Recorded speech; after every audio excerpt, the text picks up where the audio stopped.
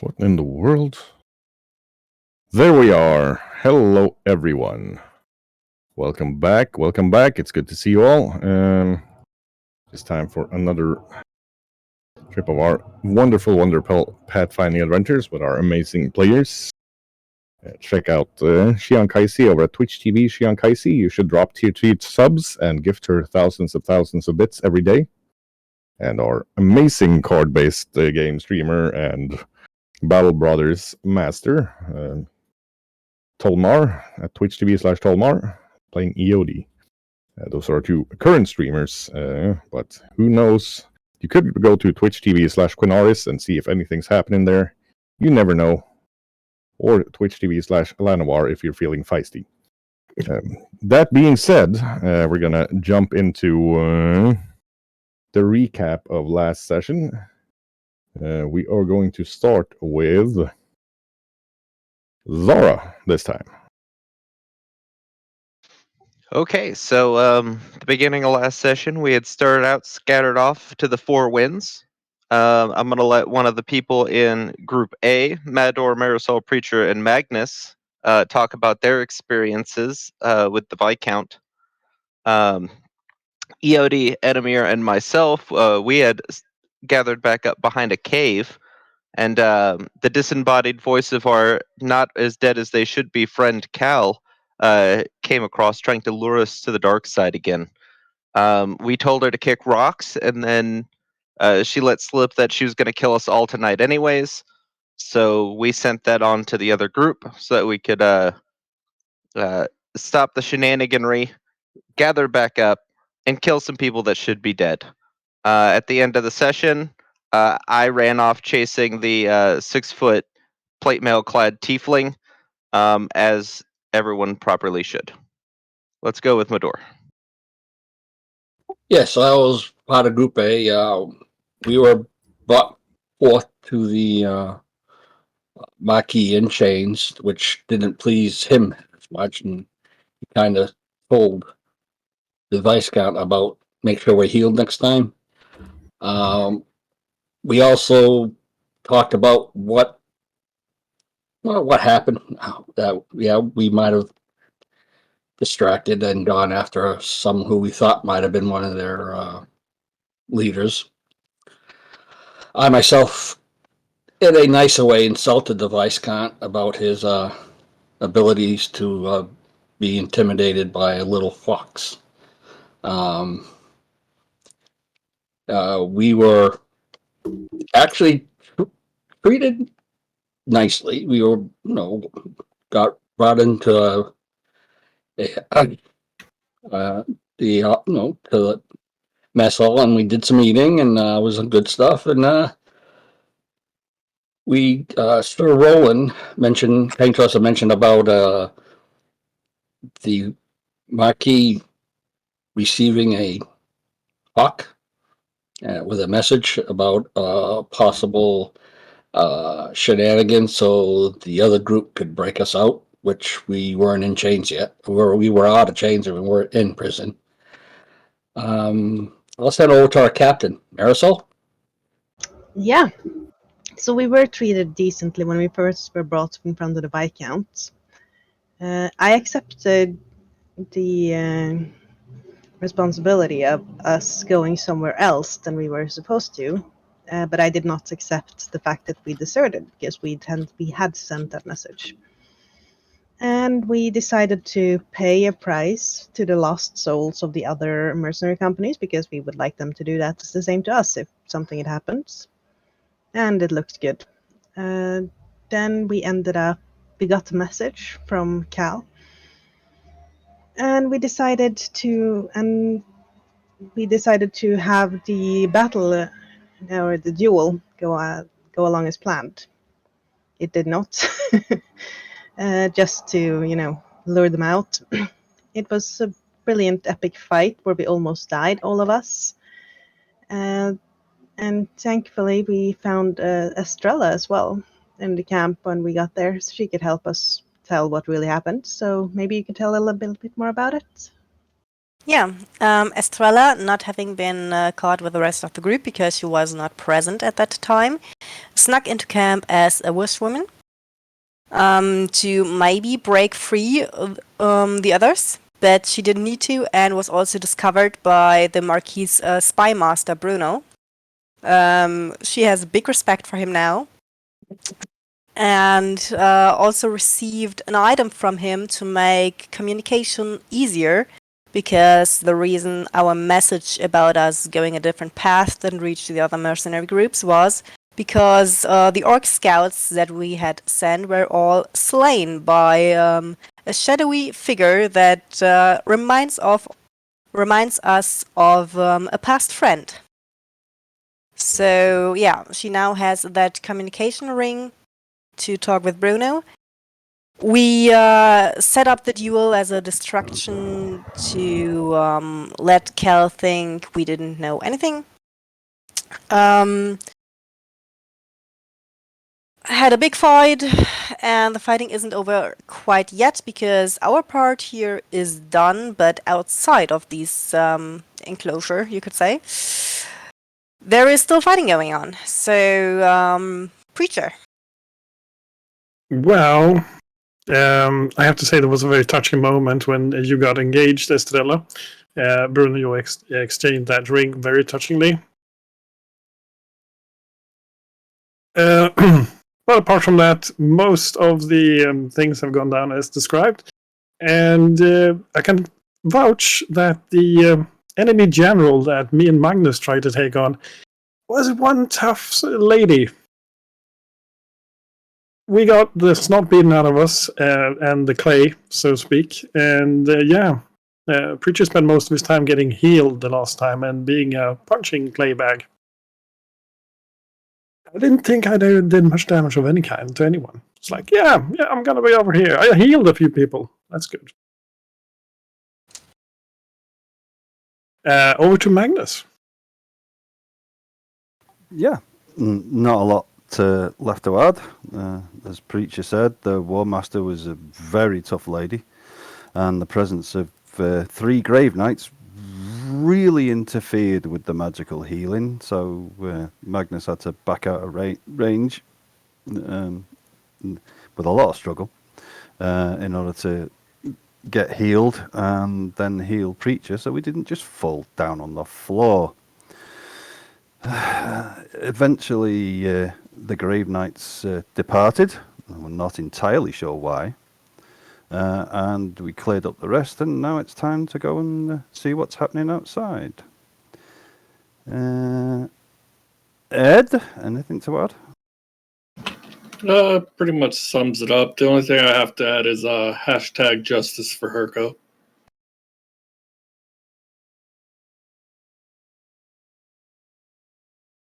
Anybody else not gone yet? Yeah, I haven't gone yet. Yori. Yeah, I was gonna say what Ed said. Honestly, the biggest problem that we had that entire session is that, my friend Herco died to teleport a bunch of undead on us, and a big battle ensued because of it. So rest in peace, Herco. And everyone was out to kill old Marisol, so we had to do some shenanigans to keep her alive. That's probably a problem we're gonna have in the future, I imagine. And yeah, that's good. I'll pass it to Shoggy. Right. So yeah, it's been a very, very long night for most of you. You went out to support what you thought was a cleanup operation of just the last few undead, and it turned out to be a full-scale battle that has raged for the last 12 hours. However, during this long and very dark night, that is going to be a bonus little short story written on the Discord once I'm done with it. But your little company have proven your worth and found new ways to work together in teams as well. Estrella has been scouting out targets, working together with Sara and Preacher. Sneak them up on them, letting Sara identify weaknesses in tactics, and then having Preacher pounce out and pound the ever-loving stupid out of them. That has worked very well to your advantage with the stealth and mobility of those three to take out key enemy leaders and just kind of break open enemy backlines and strong points, especially the white commanders that the regular troops and even the knights have been struggling with. Hasn't been much worse for Edamir, Iodi, and Magnus either, where Edamir's been sneaking about in tiny fox form. Iodi's been getting his spells topped up throughout the night through by clerics of Yautlu have been following those three, and suddenly you have an invisible, enlarged, hasted paladin in the form of Magnus riding out with a lance and smacking anything that needs a righteous smacking. And on top of the tallest guard tower, Mador is currently sitting with a cup of black bean brew and a goblet of wine that doesn't seem to have been watered out at all. Sharpening his weapons, because he was on his 5th glaive and his 4th halberd. Because with the amount of zombies he smacked down trying to climb that parapet to get to Marisol, even magical weapons have dulled and need sharpening. And his rest is just barely disturbed as the last shot from Marisol's rifle goes out, depleting her black powder reserves, but also taking out the last of the undead witches that have been flying over the battlefield on brooms, hexing your people. And it's come to the point where you all have found places to gather and discuss the events of the last 24 hours. We're going to start a scene with Marisol and Mador, who have a chance to have a chat on top of that guard tower as the sun is finally rising. Although, on top of that guard tower, you can still barely see it because it's wreathed in a cloud of black powder smoke from the amount of shots Marisol has fired. To the point where you're almost worried it's going to start raining or maybe be a little localized thunderstorm there.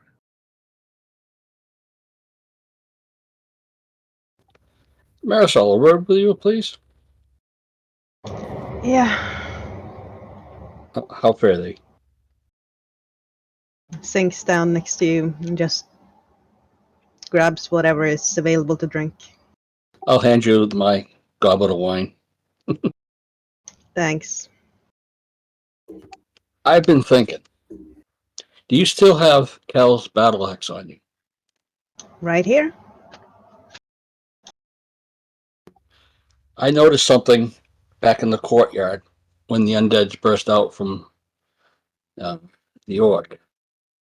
They stopped to look, specifically what look, and next thing you know, they all started going towards you.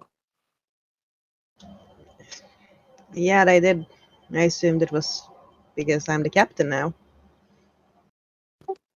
I have an idea I want to try. Sure thing. I think they are drawn to that battle axe because that was Cal's fiance's battle axe. If she wants it back, she can damn well come and ask for it. As a beacon, it could be, why they're singling you out. I want to try something. Give me the battle axe. Let me hang on to it. Sure. I unhook it from my belt and hand it over. Because we'll see what happens next time. If it looks like they come charging toward me, then we know it's the battle axe could be some sort of beacon. I may not look it, but I do have some arcane knowledge, having a father who is a master conjurer. Well, you have more than me. And if this works, well, frankly, you can take more of a beating than I can. Yeah, and fighters are a dime a dozen. We need a good captain. Oh, please. First of all, you are no longer just a fighter, you're a knight. And second, you are not a dime a dozen. Yeah, I'm a reluctant knight. Call it that. I'm gonna punch you camaraderie, like, stop it. But if that is a beacon, then I will definitely find ways to destroy this battle axe, because I think this may be how they've been following our almost every move. I don't want it destroyed, but I will find somewhere very holy to put it, where they can't reach it. Well, the Black Abbey was a very holy place. Ooh, Well, we'll have to restore the holiness then. well, at last resort, I will destroy it. In my eyes, Cal is dead. Period. Yeah, but my promise to her is not. I understand, but I still, it does seem peculiar that since all this has been current, how they've been almost every time we've gone into major conflict, they're singling you out. Yes, you are the captain, but not that many all at once. Yeah, you have a point. It's worth checking out. And if you're right, and we have to destroy it, then you'll have my blessing then. But I really don't want to, because even if she's turned now, that's not her. I still made a promise to her while she was still alive. Understand. And that axe is the only lead I have to find him. Well, maybe not. Back at the castle, I talked to the dwarves. There's another clave of hags that have been keeping dwarven prisoners, strictly dwarven prisoners. Well then, that's a lead. Unfortunately, things kind of boiled over and we haven't got a chance to explore that. No, we have been busy with other things. She looks down at her empty black powder pouch. I have no idea how I'm gonna refill this. I don't even know how bad to get all the nicks out of this glaive, but I'll try. Well, it has been an honor. And she almost instantly falls asleep sitting there. I'll let her sleep. Right, over to Preacher, Estrella, and Zara. You actually find yourselves in the middle of the river on a barge after having infiltrated and taken out a 9-foot tall, very gangly, ostensibly human necromancer that was summoning regiment after regiment of skeletons and zombies just crawling out of the earth. Some sort of portal magic. Zara is pretty certain of, because you're damn convinced that there weren't just zombies and skeletons floating around in the river ready to climb out of it within 30-foot diameter areas. Zara is currently feeling it in her arms after swinging that huge honking hammer the entire night.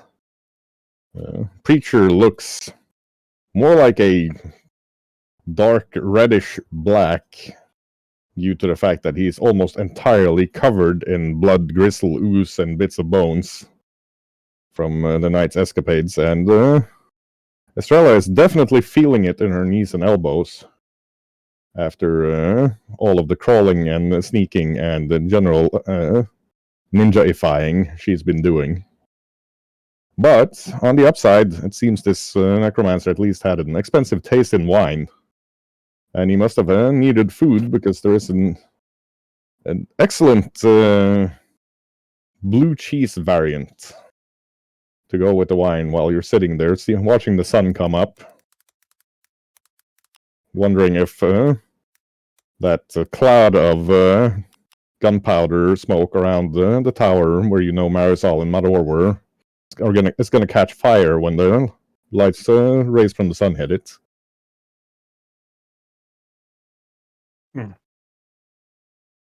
Well, I'm going to be using up a bar of soap or two, I think. Zara's gonna point at him and start prestidigitating him clean. Yeah, he's actually Soap filthy is enough for that it takes nerds. 2 prestidigitates to get all of it. However, I will be demanding that we get extra pay. Because this is some crap. Literally crap in this case, but yes. I hope I can get it out of my hair. Might need to just cut it short. Yeah. Thankfully, we killed that Archon, because him and his giants coming into this fight would have been less than ideal. As till his face darkens. Definitely a good idea that we took that detour, but I am sad that we managed to lose your scouts and also the losses taken by our friend companies. Yeah, but I mean, it's war. There are bound to be losses. But I'm really glad that the Archon wasn't here. It was hard enough fighting him alone. And with an army surrounding him, we wouldn't have been able to touch him. And it was just a sub-Archon, remember? Not a full Archon. True. I need to find out what happened to my little band of men as well. We'll see if they survived in the general ranks. Well, first, we have to get back on shore. True that. You feel up for a little sprint? Zara, how will you get back? Same way I always get back. Oh yeah, right. Yeah, of course. I don't mind sprinting him back.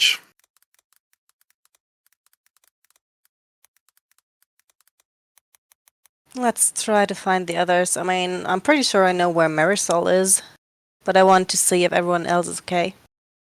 Well, the gun sounds were over there, pointing to the tower, so yes, probably.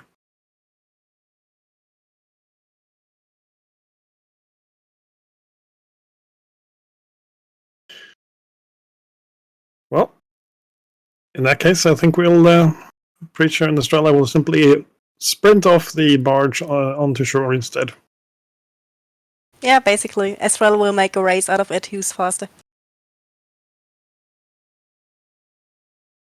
It turns out the person who can teleport via mirror is the fastest one. That doesn't count. Put it in the rules beforehand. True that.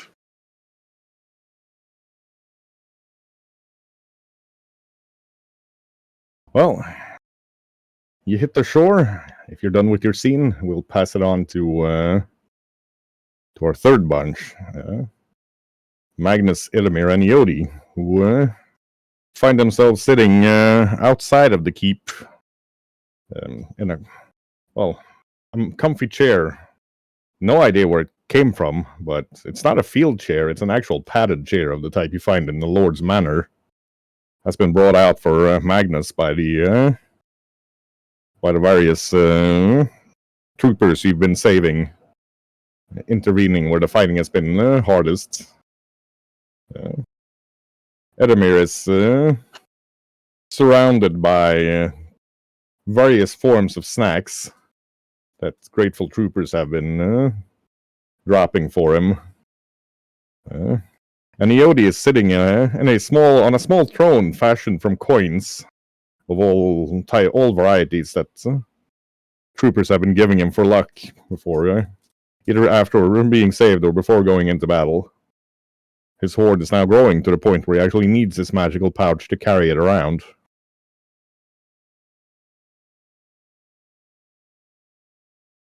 Is the Viscount still around? The Viscount currently has gone back to the keep for a planning session, as he said. It's fun being an NCO like you guys are, but officers never actually get to sleep. So he took a mug of black bean brew the size of Iodi and went off towards the keep, muttering something about seeing you in about an hour.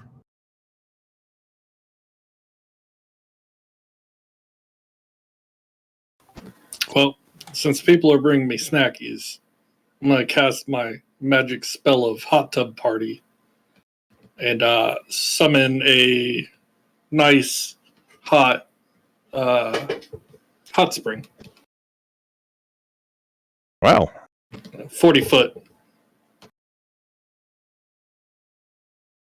The self-cleaning hot spring proves to be very popular with pretty much everybody close enough to notice that it's there to clean off the mud and the blood and the gore of last night. A lot of your troopers have been a lot of the troopers and knights have been fighting for so long that it's hard to differentiate them from a wight or a zombie because they're so covered in gore and other various ungodly things. I'm going to mention that if you stay in it, you get a lot of healing. Yeah. So the ones not being healed by Temolt, who you see running around like an over-caffeinated raccoon on speed, binding wounds, sewing wounds, reattaching arms, mostly the right way, and casting healing spells where he has to. But he hasn't stood still long enough that you have actually had the chance to talk to him. He's also trying to command all of the field cooks to make food happen while he's doing all of these things. You're not entirely certain how he does it, but you're pretty certain that he must have some sort of supernatural way of moving, because you see him going in behind the tent over that way, and then suddenly he comes out from a tent over the other way, shouting to the cooks before reappearing somewhere and doing healing again.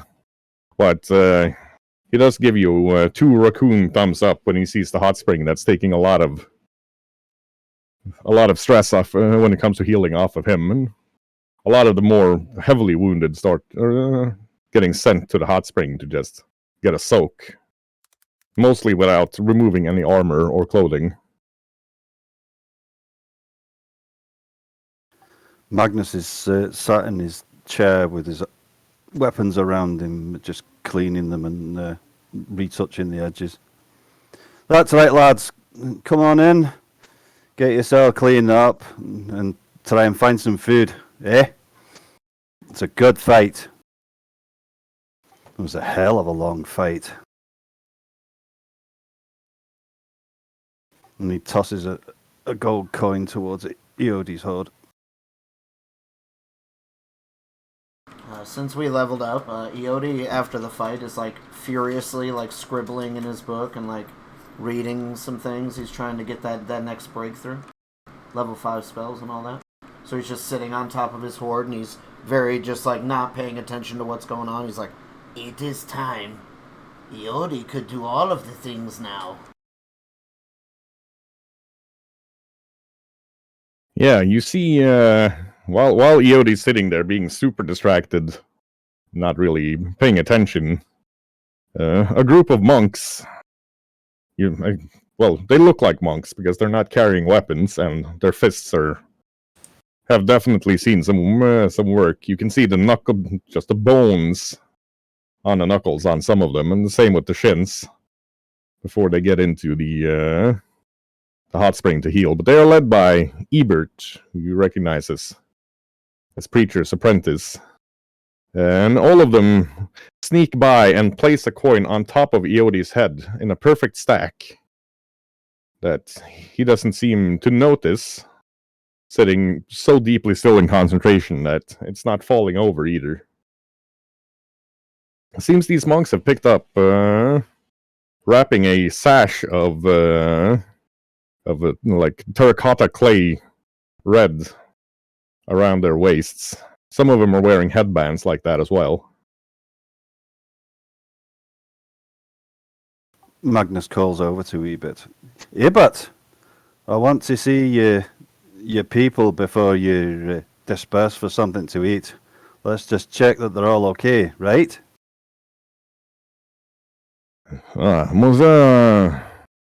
Magnus, most of them, they are still alive. Some we lost, but that is war, yes. But I believe we have gained more new followers in the way of the clay than we have lost. I will give my reports to Master Preacher. I see them approaching through the battlefield now, and he points over to Preacher, Estrella, and Sarah, walking up towards the rest of you. Aye, okay. Let's just make sure that everyone's as healed as they can be. And for you, Master Fox, this was the familiar of one of the necromancers. And he puts down a perfectly albino, very fat mouse in front of Edamir. The urge to eat it is unreal.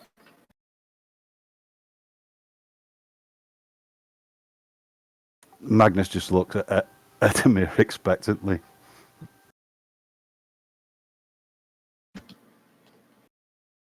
Should I eat it? It's a familiar. I imagine it might come in handy.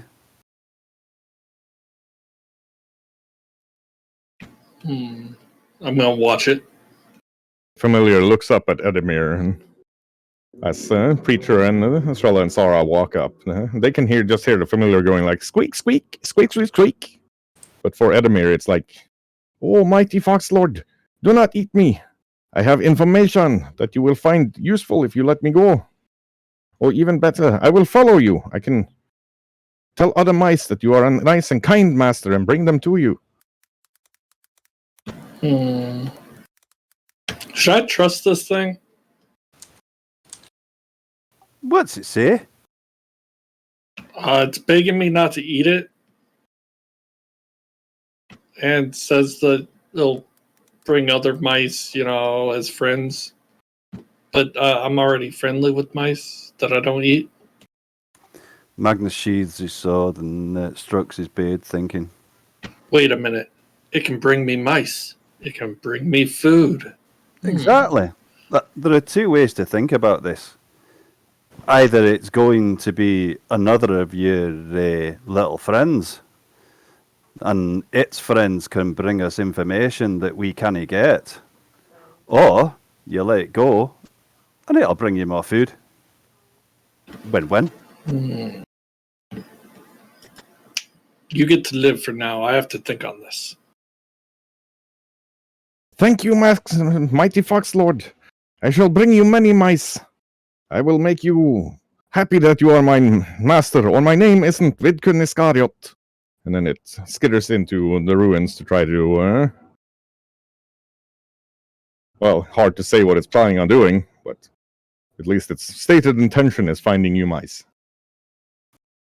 That is interesting. A mice bringing more mice as sacrifices? Sacrifice to the Fox King. Yeah, I don't know about that. I'm looking at the soldiers in the pool and their reactions to this whole discussion.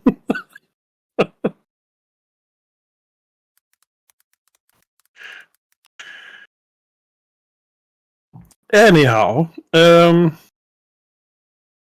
it seems we are all alive. Anybody seen Marisol Mador?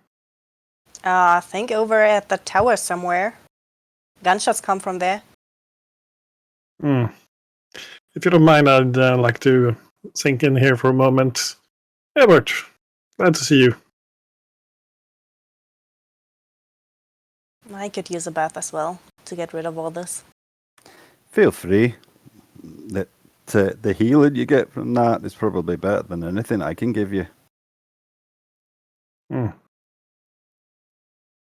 Preacher goes into the pool and looks at Ebert expectantly.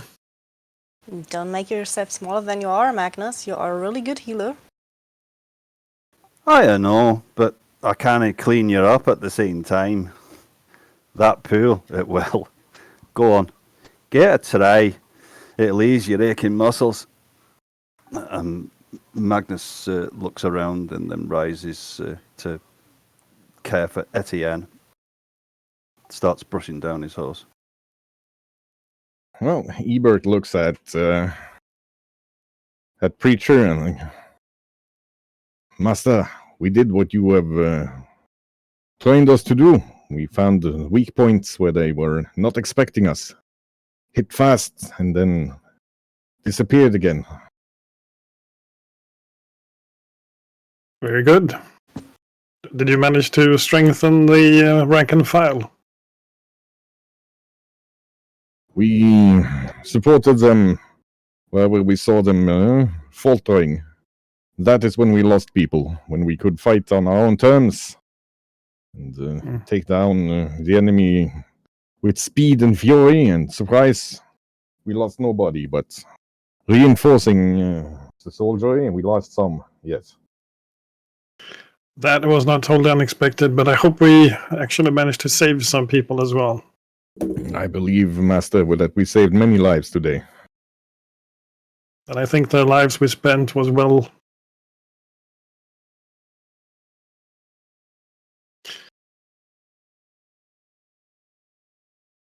What of yourself, Ebert? I have much training to do, Master. My fists, they are not as hard and fast as yours.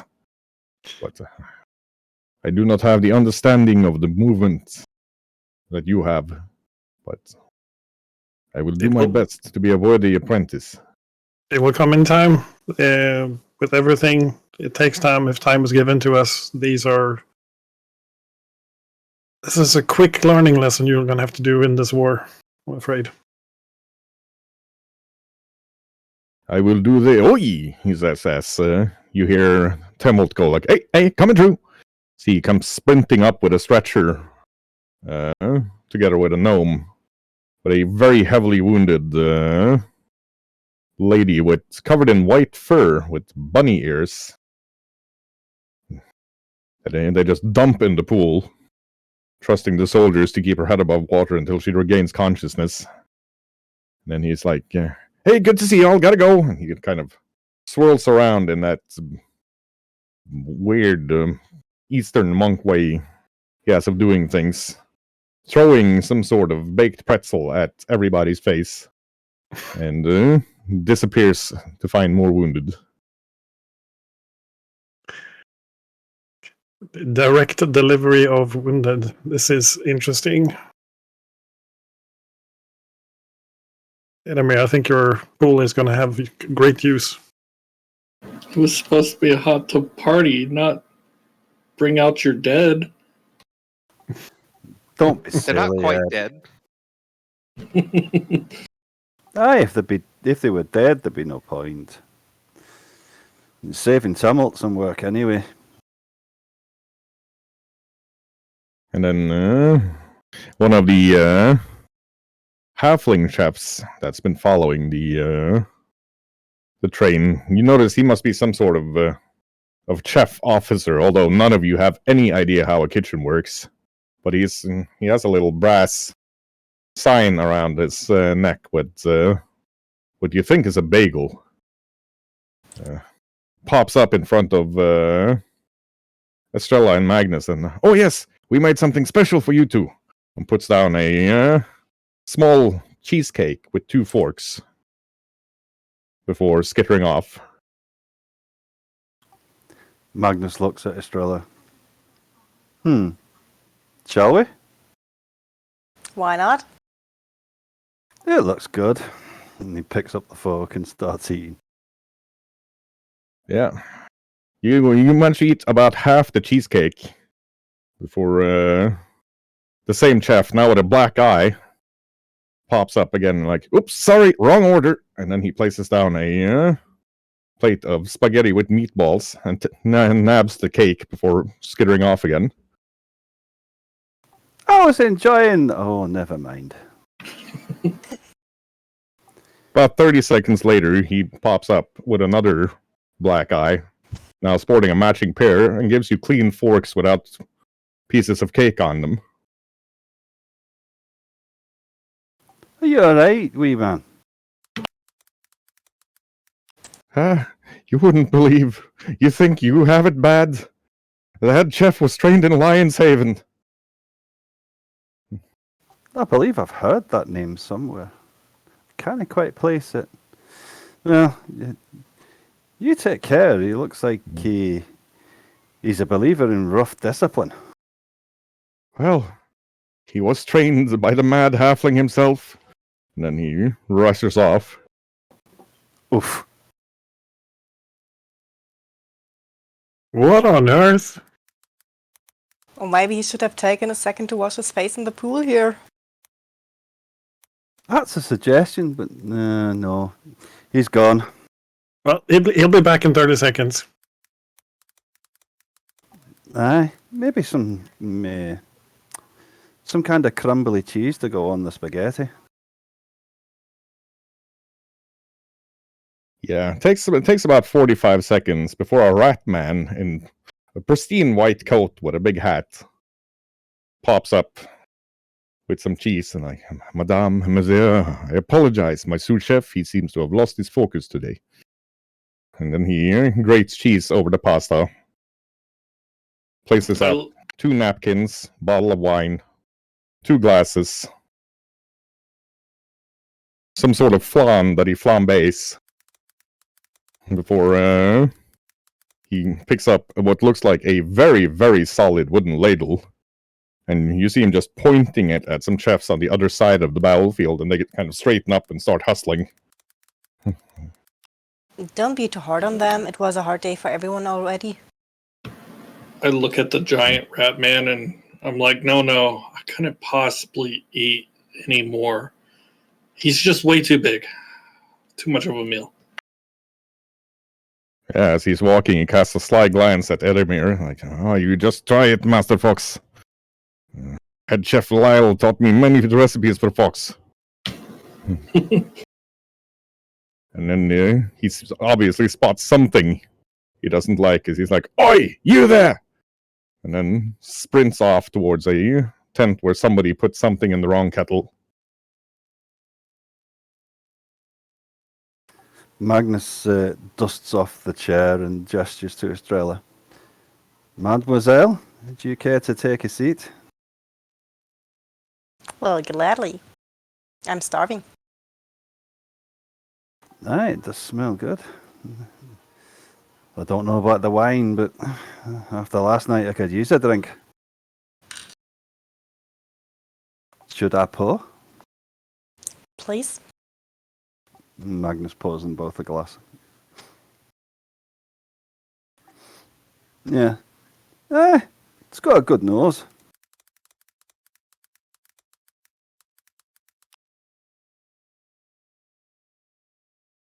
And he just digs into the spaghetti.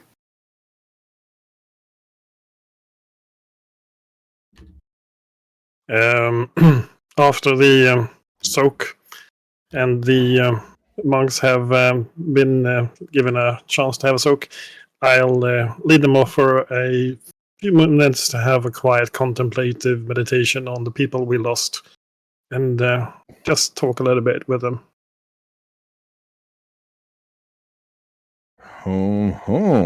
Give us a religion or wisdom. Religion check from you, please. Religion, you say? Absolutely.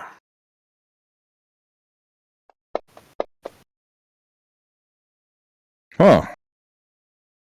Well, Preacher, having studied many religions after his reawakening, has a 15-minute chat with the surviving monks. You're now up to 33. Pretty certain you started out with 17 last night, but picked up some new converts along the way.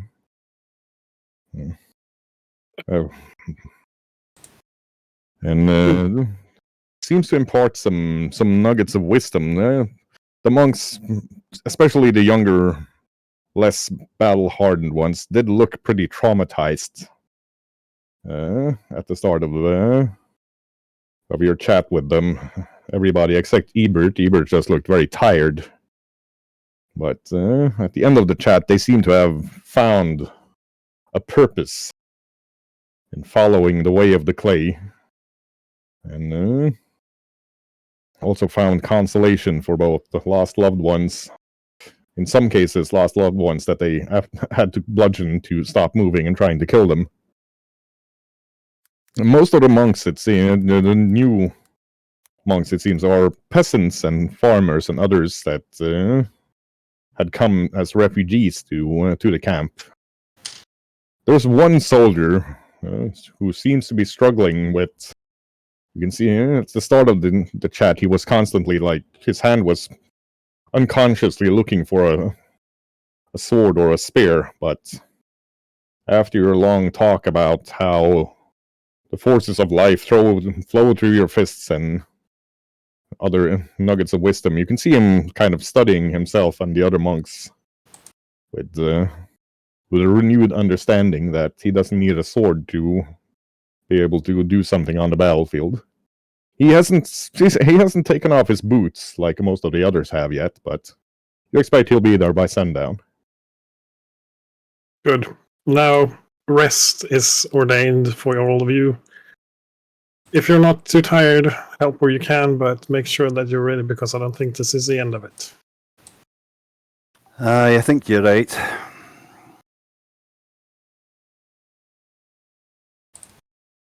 I will start training in the morning with anyone who is available, both for myself and for the others, of course. But for now, I have to attend to my company and the people I can help otherwise. So in the morning, Men of Clay, let's see you then.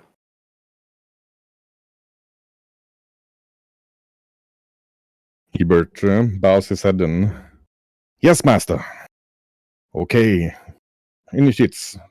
To limber up after a long fight, the best way to loosen up is a 5-kilometer run. Let's do that before we sleep. And he leads him off.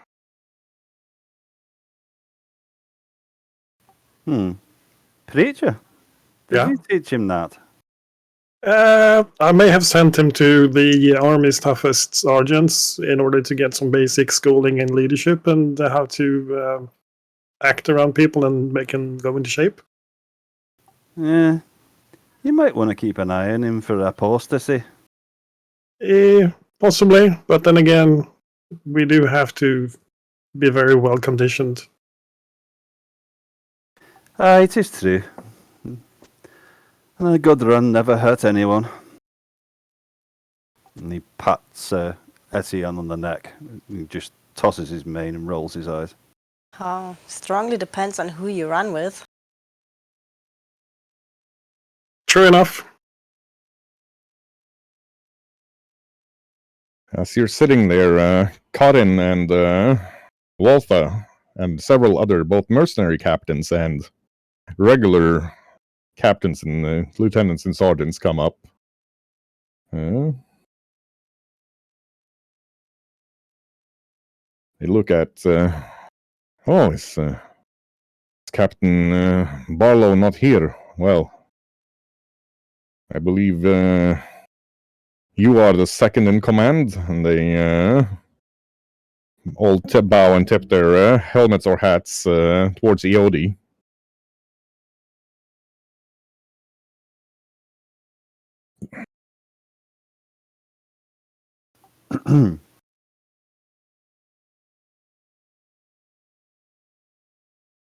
Master Dragon, last night, reparations and payment were sent out to some of us for the losses we took when the Night Thorns were not present. But after tonight, nobody in this army could doubt your dedication to doing what is right.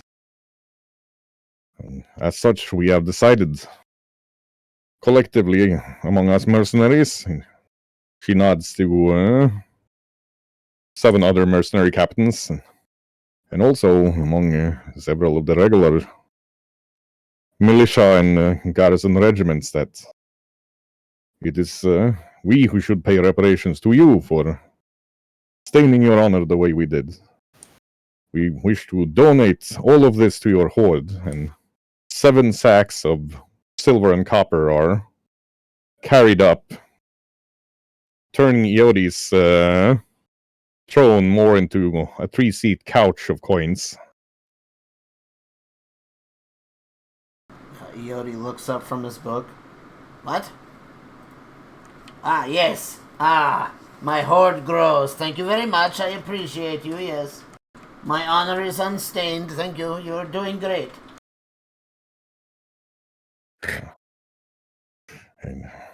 Well, we will not keep you. Know that there is a command tent set up over by the corner to your right, where there are cots and hot meals where you can sleep. The rest of us will make certain that the night stalkers, as the soldiers are calling you after tonight, stay safe while resting. Ah, yes. The day hedges appreciate all of your donations. He's already back in his book, like, I can do this. I know what must be done. She raises a finger to say something, but Walter, also a spellcaster, like, just puts a hand on her upper arm and is like, no, let him read. The more he reads, the better it is for us. Men, bring up the books. And he looks at Zara, who is currently the only one in human form, not busy talking to somebody else or eating dinner. Like, we have gathered the captured spell books from the enemy spellcasters. We give you 2/5 of a share, while the rest of us take 1/5 for your contribution. It amounts to 7 spell books. They're carried up. 6 of them look like somewhat regular spell books. The 7th is actually kind of angrily trying to open itself out of the silver chains it's been bound in. And looks like it's made of some sort of skin that probably didn't come off a non-sentient being.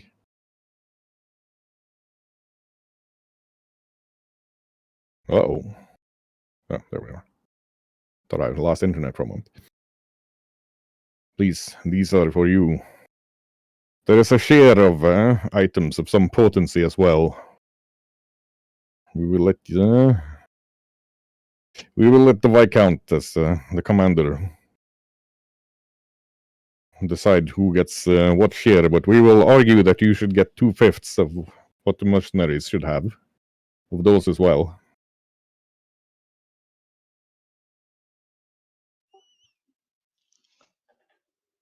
Sounds good. Are these 7s the 2/5 you're talking about, or are we getting 2/5 of these? No, these 7 are your 2/5. There were a lot of spellcasters on the field tonight.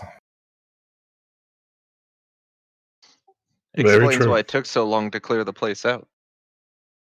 I hope they've spent their strength attacking the camp. Thanks to your warnings a few days ago, we were well fortified to beat them back. A lot of them came by the river.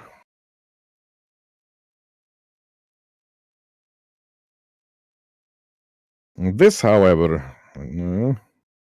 Marisol and Mador having had themselves about an hour's nap, gotten some black bean brew and what looked to be some sort of cherry tarts from Temult, or walking in over to your camp as well. This, however, I've never seen anything like this, but one of the necromancers was, I think, the chief one that you killed on the bodge. He was wearing this, and he hands over a ring.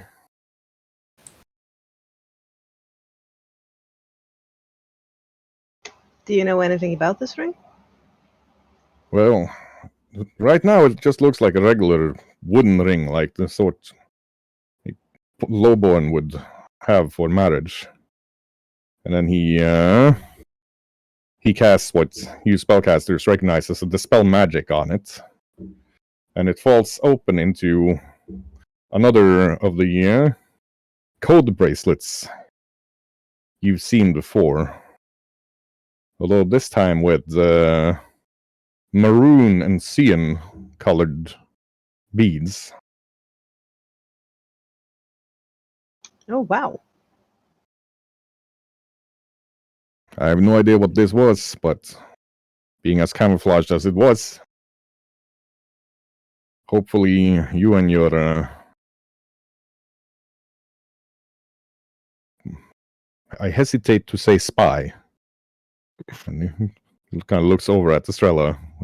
Will know more than us. It seems to be of no monetary worth, but I think it is better in your hands than in mine. And not Well. only because I suspect somebody wants this back. Well, there's always a catch, isn't there?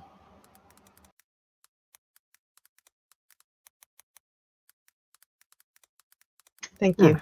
I'll have Master Yoda take a look at it together with Estrella. Well, when I'm done eating. We're not going to do that until tomorrow anyway. Relax. And as you're starting to relax, a squire comes up to you. Captain Barlow, if you and your command staff would follow me, please. The Marquis and the Viscount wish to speak to you. Sure. Medora, will you come with me? Sarah? I believe he specified everyone present except for the healer. He points at Temult, who you can see kind of sprinting, holding a huge tray of bandages and tonics, and kind of just jumping over obstacles, trying to get to the different wounded. Yep. Great pie, Temult. Everybody, I'm sorry. The Lords wants us. Aye, well, it happens. And then Magnus wipes tomato sauce out of his beard.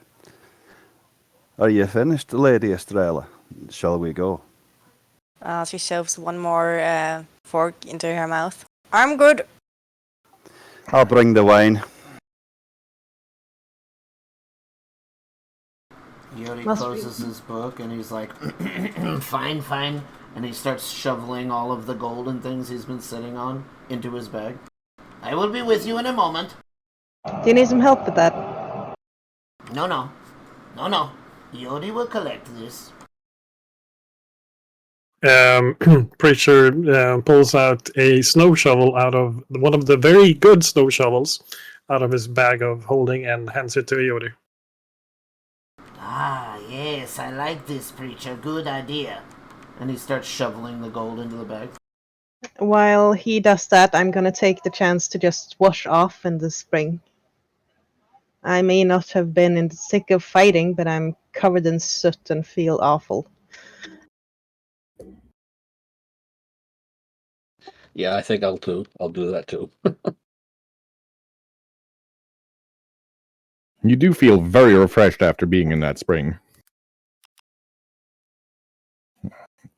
As you enter the keep, most of the carnage from the fight earlier has been cleaned up there. You can see the Viscount, now out of his huge armor, again looks about as non-threatening as can be, like a bit of a pudgy mid-50s man with a receding hairline and a double chin. My lord? With a stick over what looks like a hand-drawn map, together with the Marquis.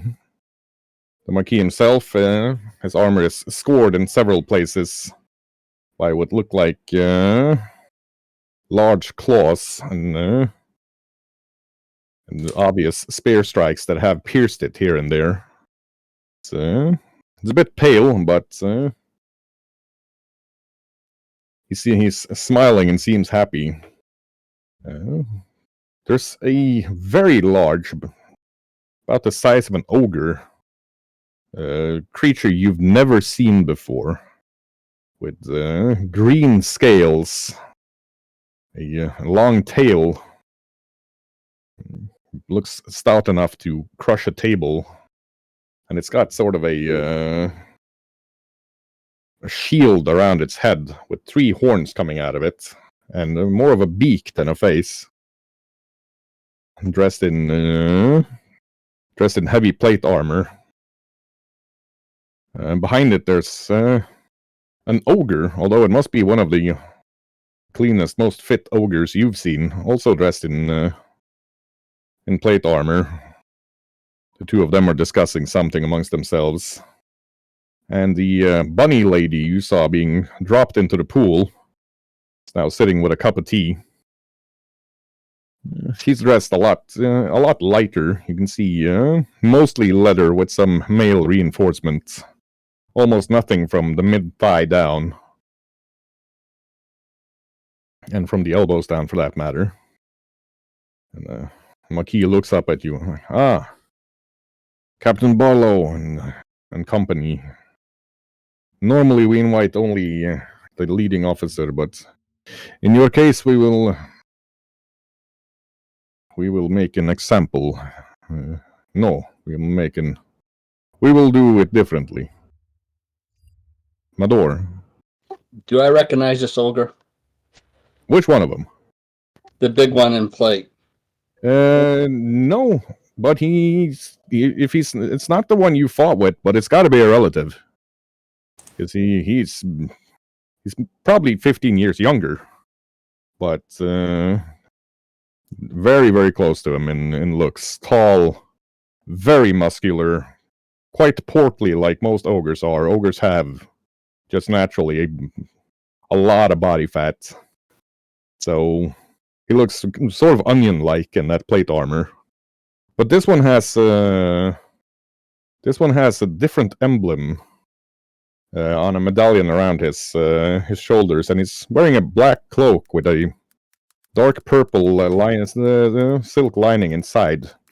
Give me a religion check, whoever wants to see if you can recognize the order. Sarah. Oh, Preacher. Yeah, Sarah gets some whispers, but Preacher definitely knows pretty much all there is to know about this order. The Order of the Graveyard Rose belong to the Church of the Sisters of Mercy, Anko and Kwan. They are a knightly order. Mostly not the type to dress in plate. They're more known for being the ones that sneak into the vampire castle and unlock the door so that the other heavily armored knights can come in and do the job without having to siege it. Although this one seems to be playing to his strengths, and maybe he might just be the one knocking down the door to get in. But they are a very, very dedicated order of paladins focused on fighting the undead in all forms and ways and shapes. You're aware that the one of the most known of the Graveyard Roses was Ida of Anjou, although she hasn't been seen for a few years now. But the Order did get a resurgence after she and the heroes of Lionshaven defeated some sort of eldritch horror that had, well, continent-spanning consequences. What came of her afterwards is, or all of them really, except for the High King of the Dwarves of Rakartum, who is now missing. It's unknown. You know, their favorite weapon is the rapier. The sword he's got could theoretically be called a rapier if a rapier had gained a lot of weight and decided it wanted to be a two-hander instead.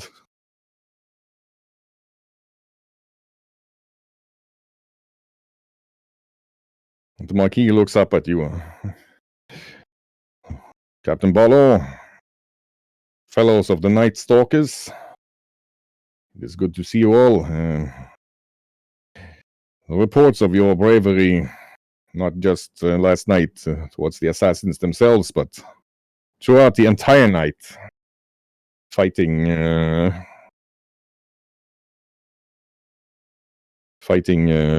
undead. It has given me a lot to think about. Our maps were sadly destroyed by undead assassins. We did have a fine table here with sand dunes and little castles and painted soldiers and everything. It took my wife and son hours of doing it, but they enjoyed doing it together. Now it's all destroyed. So instead, we have this, and he points to a crudely drawn map. Before we go down into the map itself, this is a map of Ravensbridge. We are planning the assault in there. You must be aware that outside of Ravensbridge is, well, the main battle, but not perhaps the most important battle of the siege of Ravensbridge will be. But you, being part of our elite forces, hopefully we will not get bogged down there, but we'll be able to get directly into Ravensbridge to secure more important objectives. However, you must be aware there are 4 groups of siege engines outside of Ravensbridge. Trebuchets of bone and flesh slinging some sort of magical projectiles. They have not been able to damage the walls or the foundations of Ravensbridge itself. It is largely thought to be impossible with our current magic gun technology to do so. This is from the First Empire after all, but the buildings inside and the people of Ravensbridge, they have taken grievous damage. And currently the city is contested. The forces of Ravensbridge hold some strong points, but the streets mostly have been flooded with the forces of the opposition. These mistresses that we have heard mentioned. And he looks over at Bruno. And Bruno is like, I don't know anything more about them, my lord. There's a mystery still who these mistresses are. Joining us is one of our mercenaries here out of Lion's Haven, Itzli. He nods to the huge dinosaur man with the Triceratops head, basically. His brigade of 600 will engage the enemy forces in the swamp. They are much more resistant to the gases of noxious gases of the swamps than any of our other forces, except for, of course, the Knights of Ravensbridge. And, well, we only have one of them available currently. And he nods to Mador. And I do not see that you have one of the masks to breathe the gases. Certainly you will be issued one once we liberate Ravensbridge, but currently I would not have you getting poisoned out there. It's not the best use of your talents, so to speak. Of course, the Lupins, nods at the bunny lady, led by Lieutenant Selma here, will be our scouts and skirmishers, making certain to lead people where they need to go. Otherwise, it will be Captain his name and Captain her name, who lead my own march forces towards the enemy outside. However, once we get inside, things are different. He pulls up the map. Let's see if I can do the same.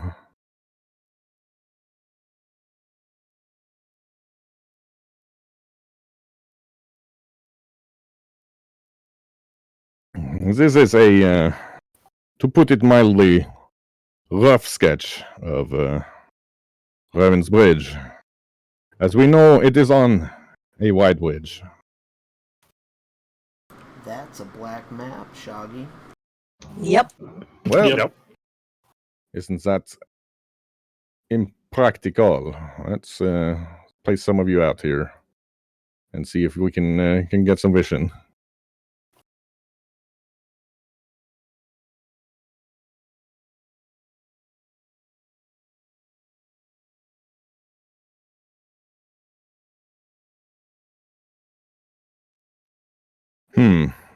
Rough sketch indeed.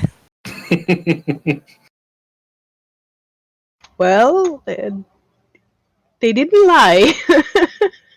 I guess kids means the orphanage?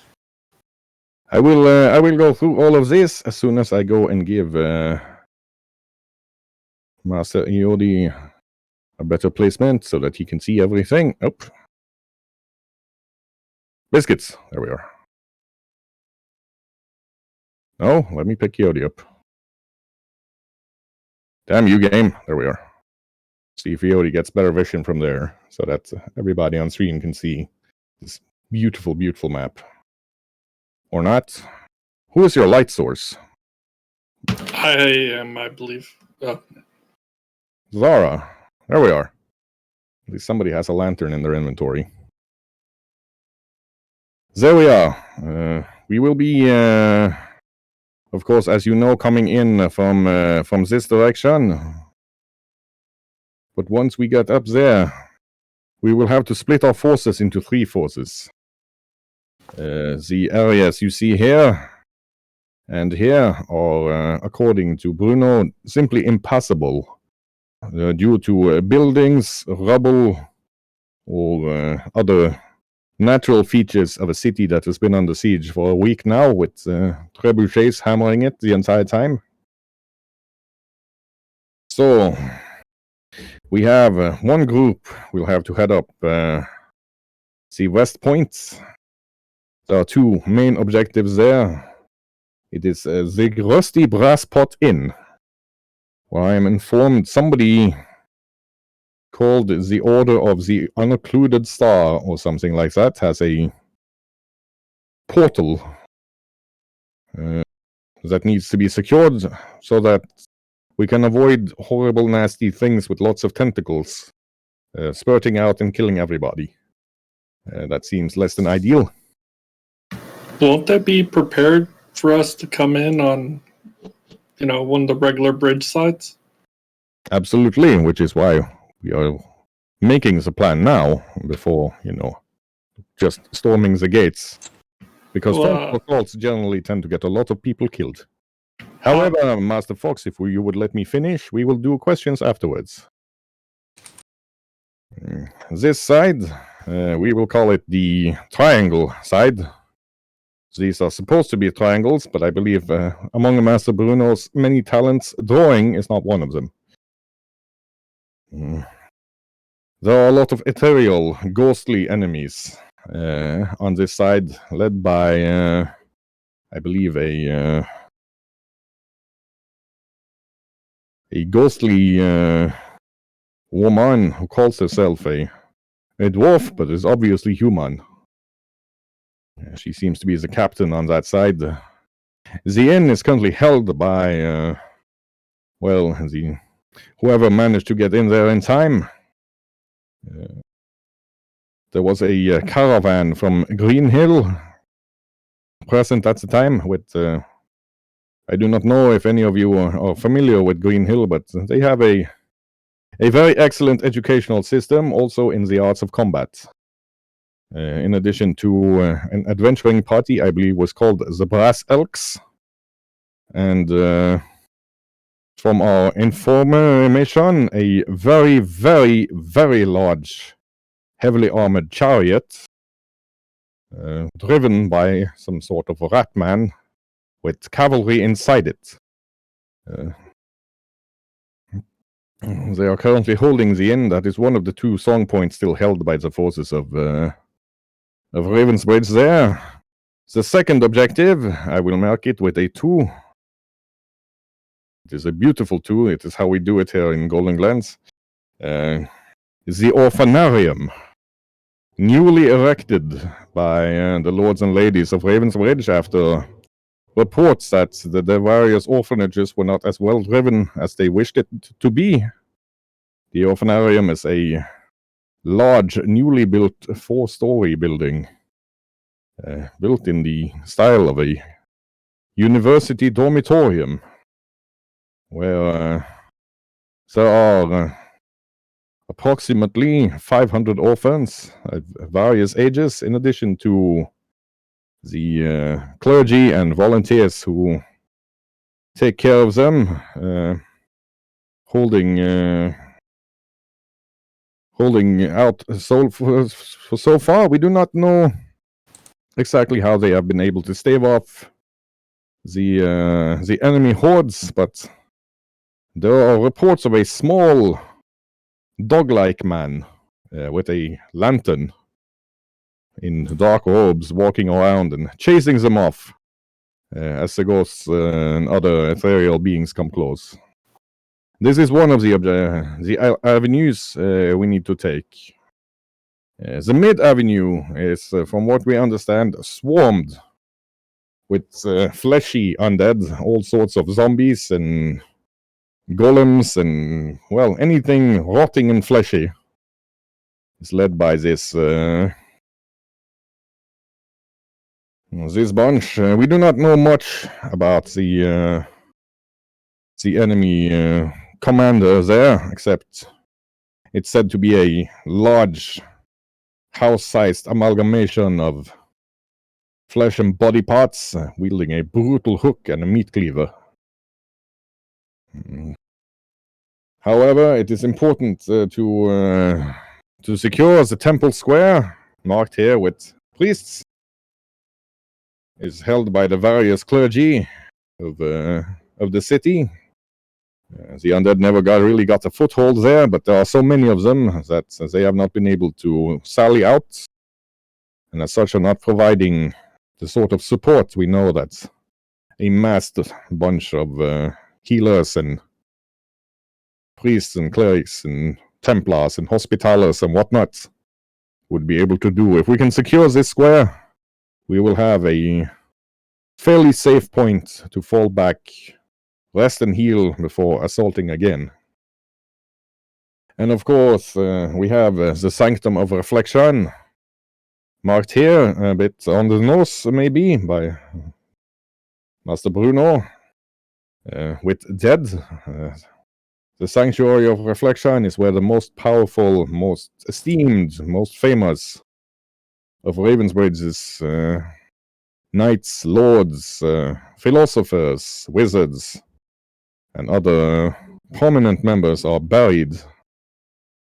It is a mausoleum, if you will, for the most powerful, the most knowledgeable of Ravensbridge. Currently, it is being held by just 2 members of the order of this gentleman here, who I will introduce in a moment. And he nods towards the ogre. They will need help soon, I believe, powerful as they may be. That is not a rapier, if you ask me. That is an estoc with delusions of grandeur. They cannot hold out forever, and if the undead get in there and start racing the most powerful of Ravensbridge's fallen champions and heroes through the centuries, we will have ourselves a very, very difficult time. And we might lose not just Ravensbridge, but I fear large parts of Senator himself, maybe the entirety of it, unless we get aid from the king. We have asked for aid. He has promised to send the king's champion to aid us. I believe he is of the same... How to say this politely? What do you call yourselves? And he looks at Preacher. In our maker's words, we were automatons, but we have no real word for ourselves, as far as I know. So that will suffice. Well, for now, if you do not take offense, I will call you the Liberated, as you are no longer controlled by whoever created you. Or the Claimman, whatever you prefer. He's of your kin, at least, I know. Indeed. King's champion Grimaldus, if he arrives, could probably take this city on his own. But he is currently held up with, seems a clan of vampires, trying to assassinate the nobles of Crac de Chevalier and take over the Assassin's Guild there. He has been delayed and will not probably not arrive for another 5 days or so. He expected it would take less than a week for him to deal with it, but it still needs to be dealt with. Of course, on the eastern side, the opposition there, whites, skeletons, led at night, from what we can gather, by a powerful vampiric knight wielding powers unseen in most vampires before, dressed in heavy black armor, wielding a spear. This is the most dangerous in our estimation of the 3 avenues to go, and it is also the one with the two most important places to capture, to be able to recapture Raven's Bridge. You have the college of almost unreadable, the Ravensbridge College of Magic, held for now by the golems and wizards and students of the college, but they have also communicated that they can hold for maybe another 2 or 3 days, but they will not be able to hold for long. Should that magical power fall into the hands of the enemy, it would be a devastating blow towards us, especially as the College of Ravensbridge, as Ravensbridge was long thought unassailable by any conventional military force.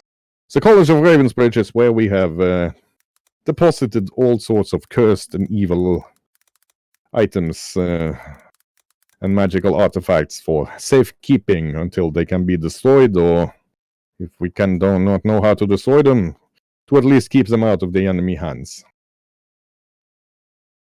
So it would be less than ideal if it were to fall.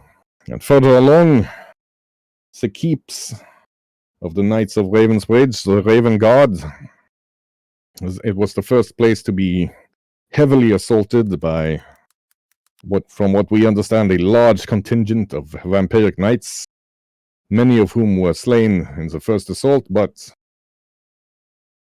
the Knights of Ravensbridge, brave and skilled though they may be, have not been able to sally out. They are currently locked in the keep, unable to breach the surrounding siege. We also are getting reports that the enemy are desperately trying to fight their way into a small tower hanging out of the bridge, although we have no idea why that would be important.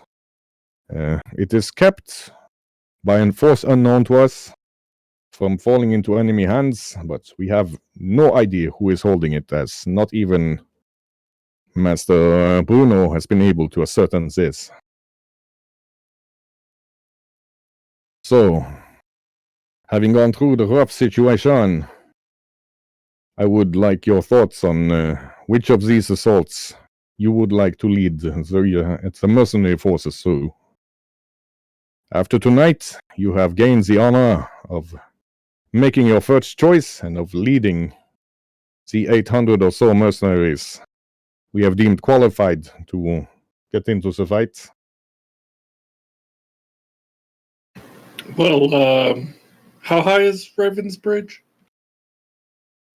He looks at Bruno, and Bruno's like, at highest, it is 337.6 feet above the marsh below it. At the lowest, it is 10 feet above the marsh below it, but it is a bridge, so the elevation, she varies. You would need to be more specific in where you wish to know. What about to the college point, the keep point, anywhere on street level around there? Well, this would be the highest point of the bridge. It would be around 337.6 feet tall. At the college, Estimate around maybe 270 feet. Keep roughly the same.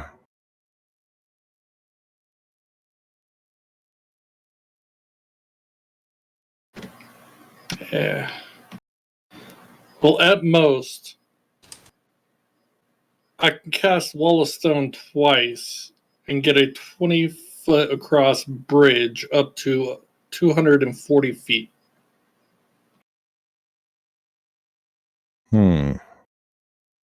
Is this something you feel you could shape to make ramparts? Yes. Well, that would definitely take whatever force comes in from that side into a very surprising avenue.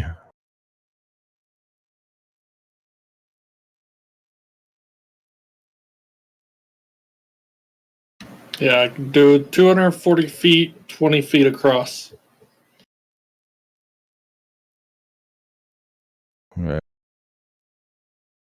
You should be able to, at the very least, bypass these the main defenses of the gates. While they have been breached in places, it would still be a point that channels us in through two entrances, where it would be very easy for the undead to cause very high losses to us before we manage to breach.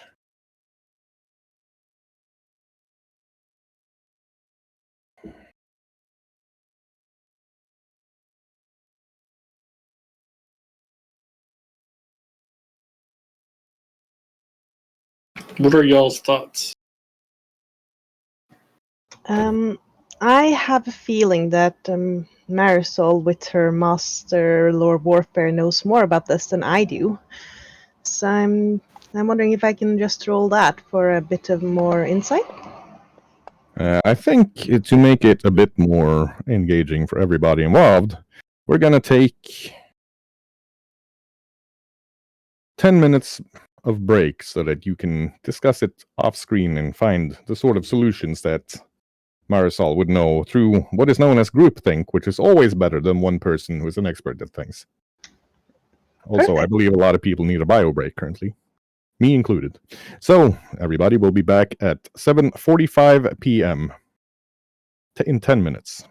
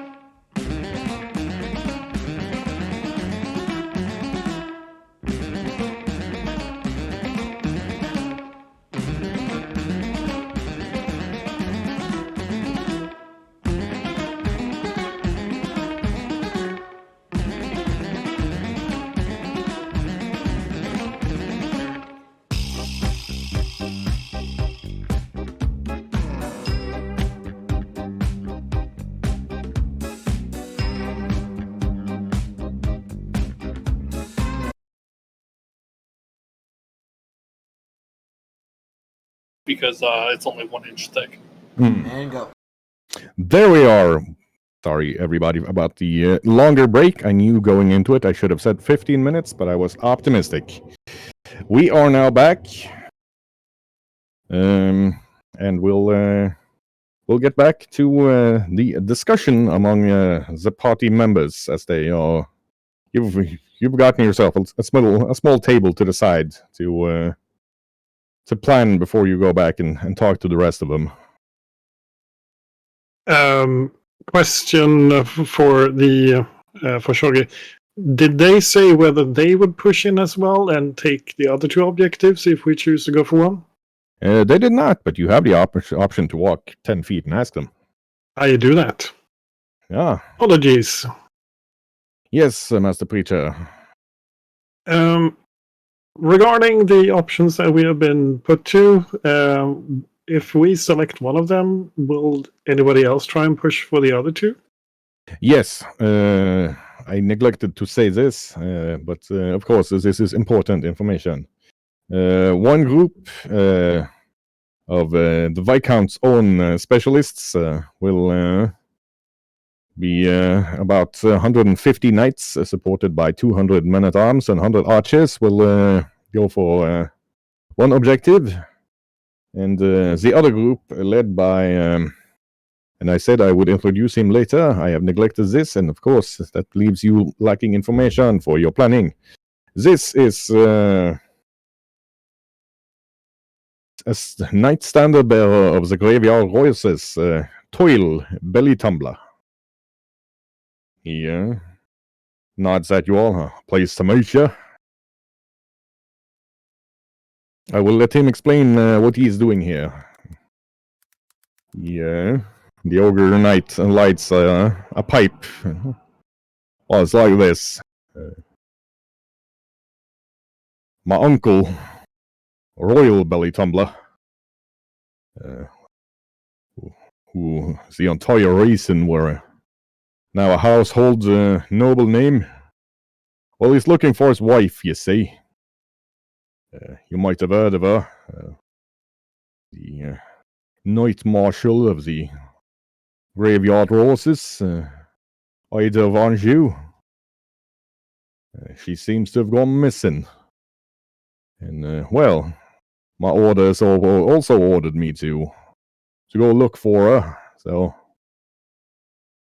luckily the interests of my uncle and my order coincide, or he would have given me a right nasty bump on the head, he would. Now, I don't know much about what happened with the heroes of Lion's Haven. I know my uncle's the acting duke there, as none of the other heroes have returned, although there are rumors that the halfling with the dog is in the woods doing something, but he hasn't been seen for years either. However, we're following. I'm following a lead I got from the order that somebody in Ravensbridge might know, if not where she is, then maybe at least something about what happened and why all of the knights of Lion's Haven have been missing, or the heroes of Lion's Haven, I might say, have been missing for a while now. We know that King Evrock, first of his name, ruled in Rockathum for a while, but he's been missing for almost 8 months now. And my aunt, tiny though she may be, is a mighty fierce lady. I don't think she's been assassinated by any vampire, put it like that, but she has disappeared. And there were reports that the forces of these mistresses, I believe the Order of the Graveyard Rose knows more than I've been told about this, but they're not disseminating that information currently. They did warn me, though, that if I saw a spellcaster floating in a golden throne in this city, floating and supporting the forces of the mistresses. I should retreat and get to safety and message them as soon as I could.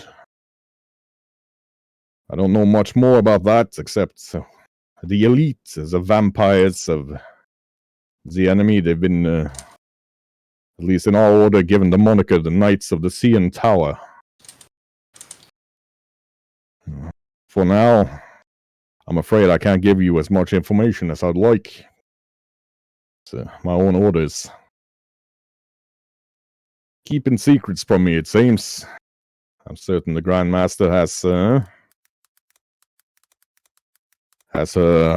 well, her reasons for that.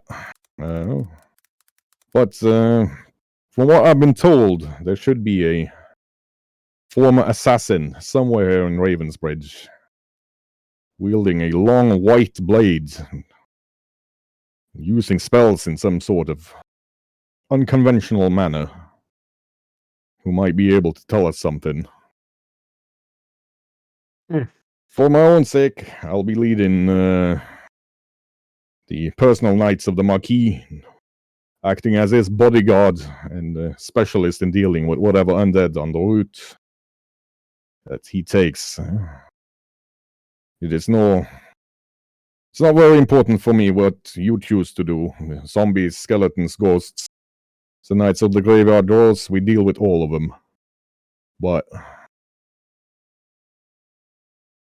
if one of these assaults fails, and the forces in that avenue can attack in and come and give us a good thumping, reinforce the ones in the other avenue, we're in for a spot of bother, I believe. So I would urge you all to take whatever avenue you're fairly confident that the near stalkers and whatever mercenaries you'll be commanding can take. Very well.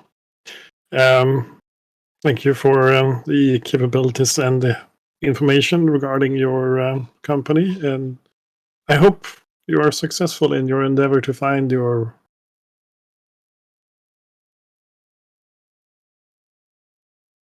missing It's my aunt, champion? Your aunt. who's also, well, a marshal of our order, so it makes it doubly important to find her.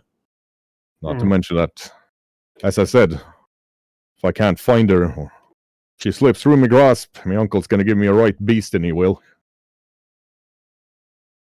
Hope to avoid this. I bow to them all and step back to the table with a discussion for our group.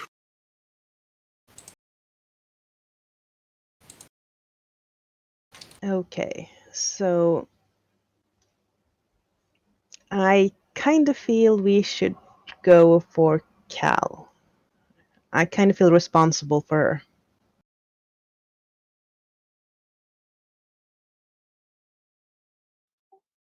I agree.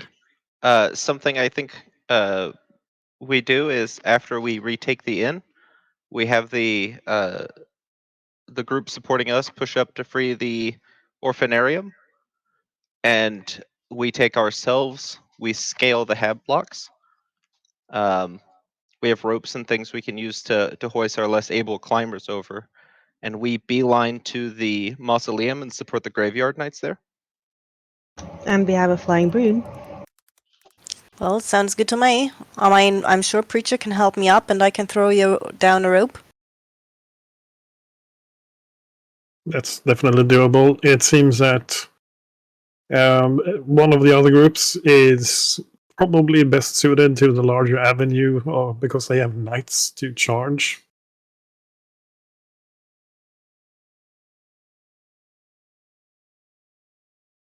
Well, I can't make my horse fly yet, so if we're going to climb, I'd have to leave Etienne behind. Horses in a city fight aren't exactly an ideal situation. What are we trying to climb? The hab blocks. after we freed the inn. This portal, are we able to close such a thing?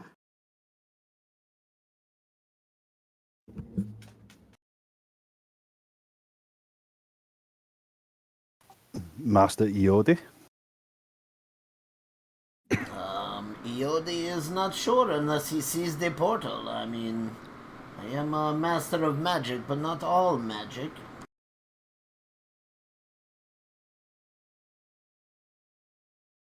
We don't know what forces are in the inn. Maybe they have mages as well that can help. It was said that they were people from Greenhill. That would be your place, isn't it, Marisol? I'm from Greenhill, yes.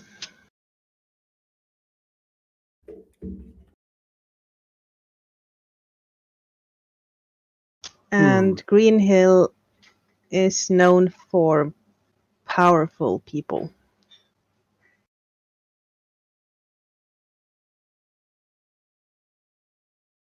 One of the knights around the table looks at Marisol like, Captain Barlow, could you tell us a bit more about Greenhill? Some of us have heard of it, but we don't know the story about Greenhill or what capabilities we could expect from a caravan there. As everybody in Greenhill is adept at fighting as you are, or are you the one exception coming out of an otherwise unremarkable town? The story about Greenhill. I can tell you what we learned in school. I'm young, and Greenhill is much older than I am. But Greenhill is the place where Arn and Signe of the Heroes of Borgogn chose to settle. You'll have to excuse me, ma'am. I haven't really studied modern history. Who are they? Signe was the oracle that gave up her power to Apollo when he ascended. And An was the manhunter that led the charge on Vaclav. Together they have, she's thinking, 17 children, I think, when I left. And they decided when everything was chaos, after the world was saved from a cataclysm 200 and odd years ago, to just leave. And they settled on the borders between Friedrichstadt and Bourgogne to make their own home, their homestead. It became a major point for those seeking the blessings of the goddess, the twin goddesses, the Sisters of Mercy, as Signe is known to be one of the few who knew what happened when they became one. And they have been moving around since, to just be in peace. Last time, when I left, we were at the borders of Goldenlands. I do not know where the city is now, but the city is home to a lot of powerful people, and those who are not as powerful, they normally just stay at home, like my parents and sisters. So if there is a caravan from there, and I have guarded caravans from Greenhill, they are probably pretty powerful, at least by normal standards. They are, of course, not at the level of the Lord and Lady. The Lord and Lady are, I can't fathom anyway. If they'd been here, we wouldn't have been having this conversation. Very well then, madam. Thank you for the history lesson. You'll have to excuse me. I had to memorize 2,746 personal emblems just to know the knights in my own region of Golden Glens. It doesn't leave much time for modern history, at least not for somebody under the age of 50. He gives the Viscount a pointed glance. Just one question. This Vaclav fellow, I take it he was a local bandit lord or something? Quite honestly, I don't know, other than he was trying to take the mantle of Ixtab back in the days. Right then.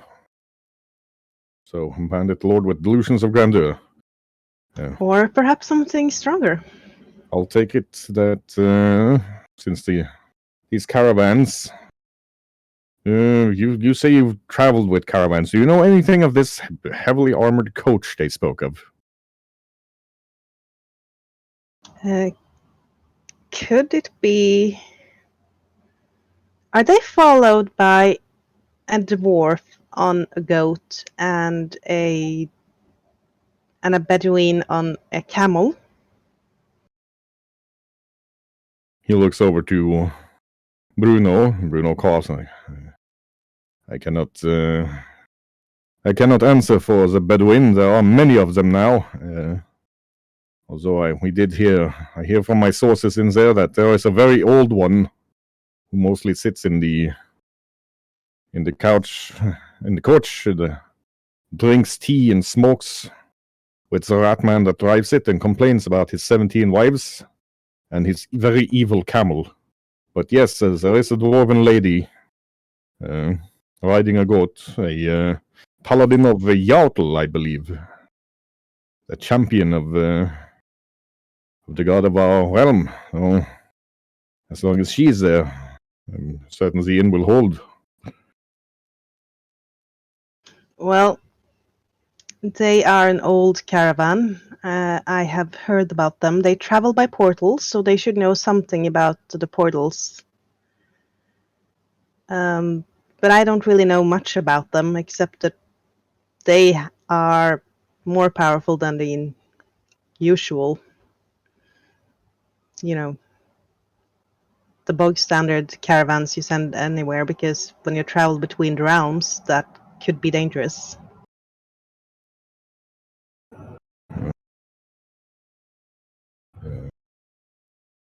And Bruno also be aware, this was not mentioned.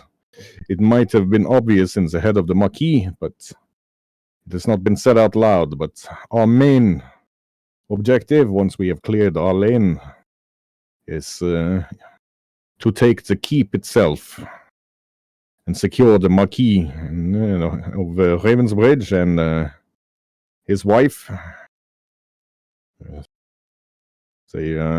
They are not the Marquis of this march. That is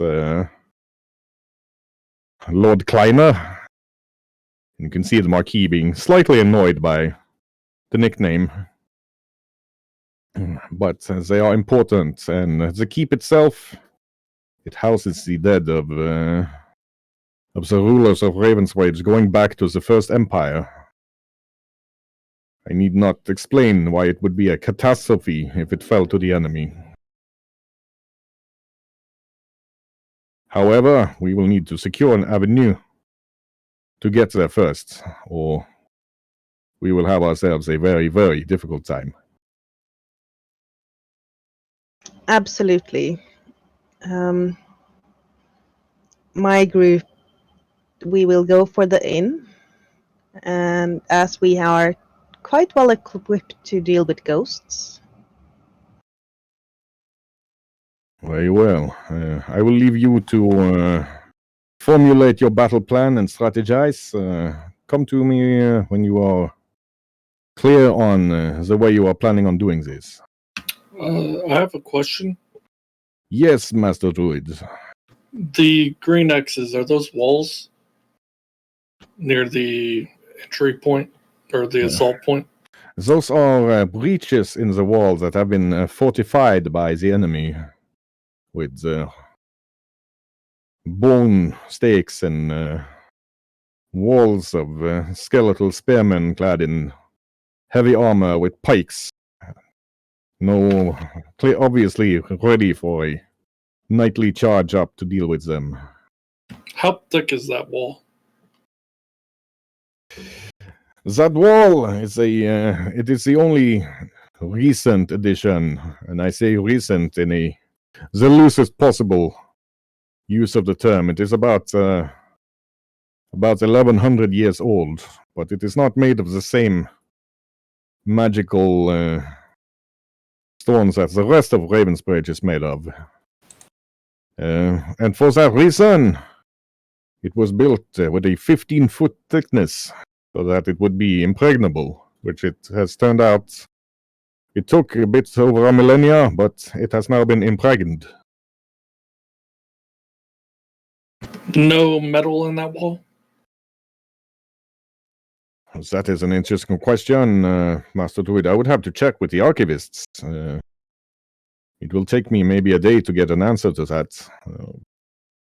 I am not overly familiar with building techniques of the last millennium. There is a limit to how much even I can learn. All right, that's all I had. Thanks. Since I did a little bit of study regarding fortifications in Ravensbridge and helped that, may I see if I know anything about this? Yes, you may roll your relevant skill.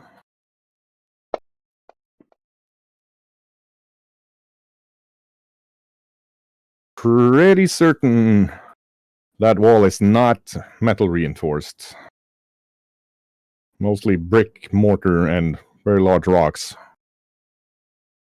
But very large rocks and mortar. It is likely it's not metal reinforced. You know that it was magically warded, but if it's been breached, you have no idea whether those wards are still holding in the unbreached portions or not. Not my skill. Magical fortification, sadly, is its own field of study. Indeed. I forward this information. Yeah, so it likely not reinforced. I have no idea if there's any magic surviving on this section, or if it's compartmentalized. All right, thanks.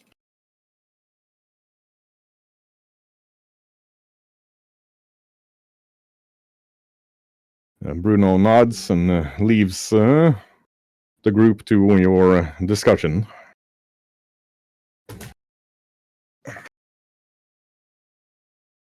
Well, how do we get up there? Looks like we're gonna have to just go the normal way. My wall of stone won't be enough to get us up there.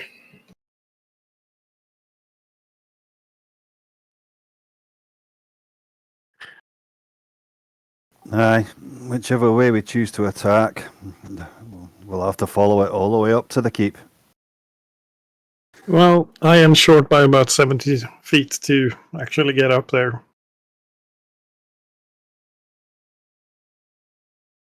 I mean, I'm pretty sure I can fly, but... If you go alone, you'll be dead. Exactly, none of us can go alone. We have to be all of us. Going over the south wall into that lane directly is probably the easier way for us, even if it means climbing for most of us. And also, it's probably fortified.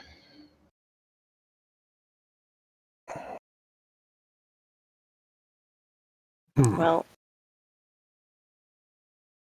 we could make use of the distraction provided by the others going the normal way, and we could still try to scale this wall.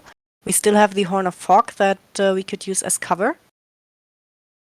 If that main wall isn't magically fortified and it has no stone in it, or no metal in it, I might be able to cast a spell on it to get us through. Aye, but you heard they want to attack the keep as fast as possible.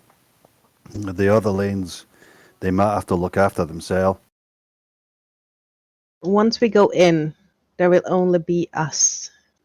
We can't focus on the others. We need to just be doing our job.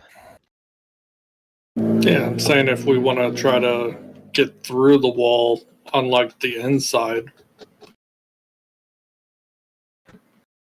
in as in tavern side, instead of having to try to go through the main way with all the troops. Didn't we also get 800 troops ourselves?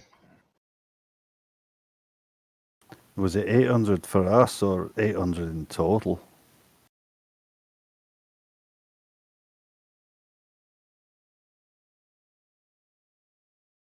Might want to clarify that. Looking over to the 700 mercenaries for you.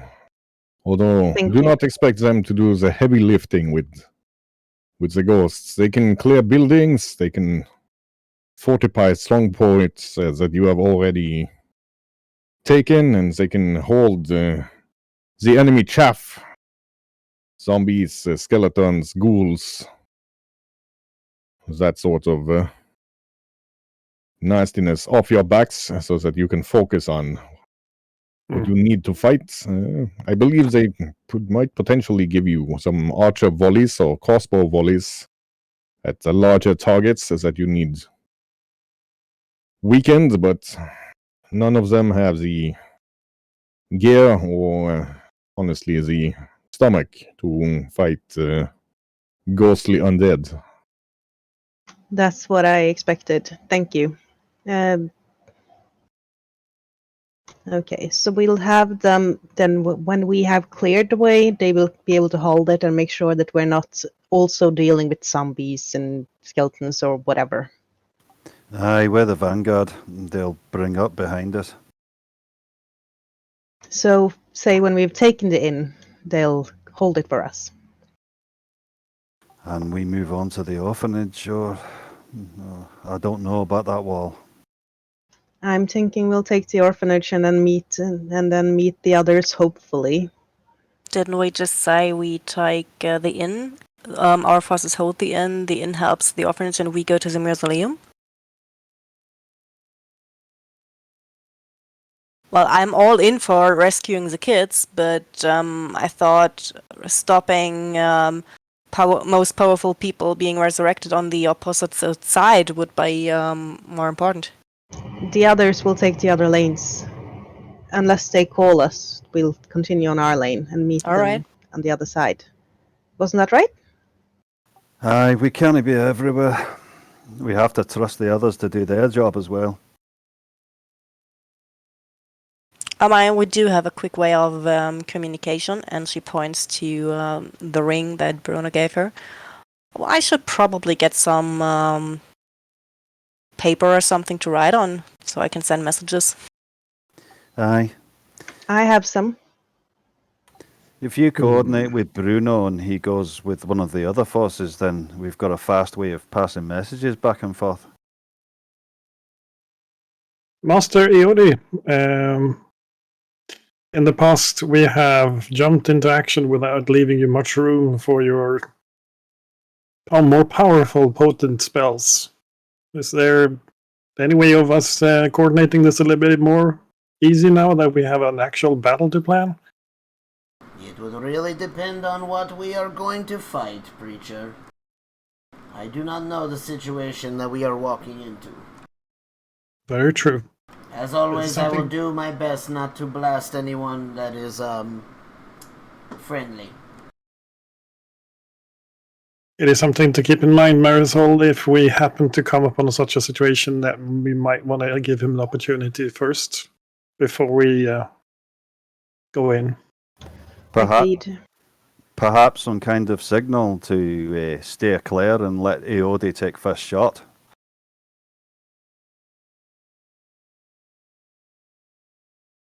I think the first shot about that kind of sums it up.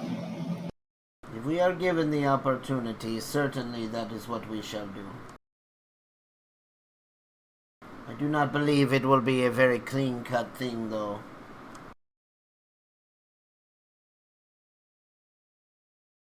True.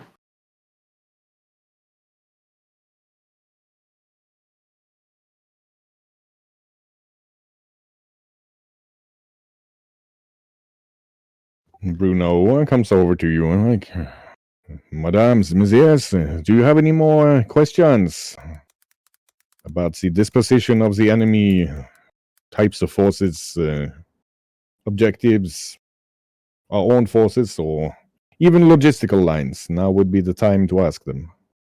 Well, keep your ring ready because we will probably be communicating through it. Keep us updated, please, on the other lines. Ah, yes, I have been planning on giving you this, he says, and he slips Estrella a pair of van braces. Very light and finely made. The sort of unobtrusive, cheap-looking brown that'll fit with anything that's not too gaudy.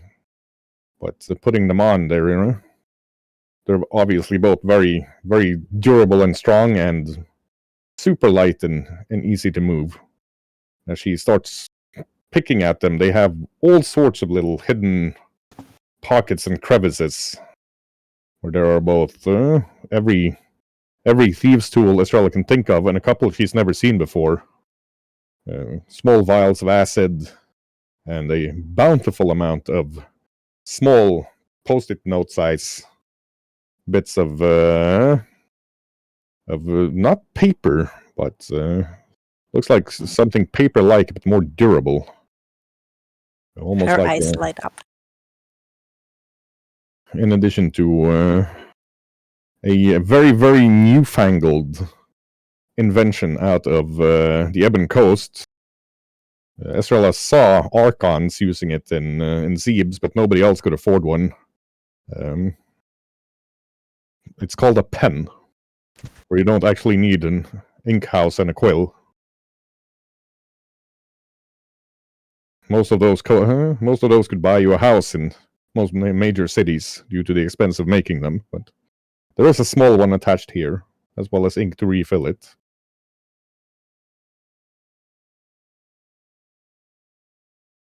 Well, thank you very much. This is incredible. He holds his own up and takes Estrella over to a corner. Surprisingly enough for the rest of you, once they enter the shadows of that corner, the rest of you can't see them. Surprised? This is Bruno. He says, if you look at how the ridges of the bumps on these braces form a pattern that is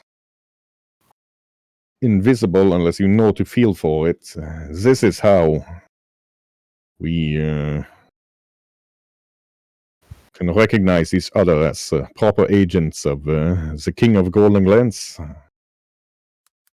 Welcome, Estrella, to the Great Talents. You are now an agent of the King. Do not let him down.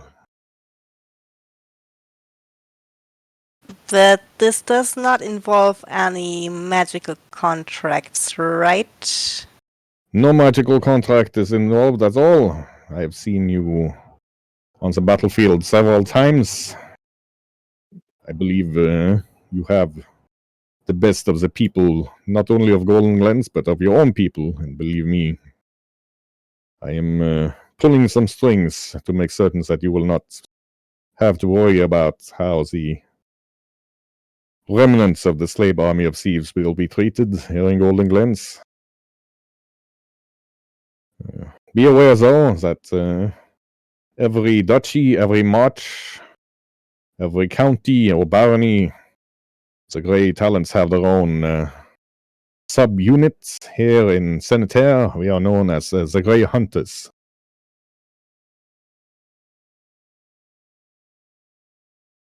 Good.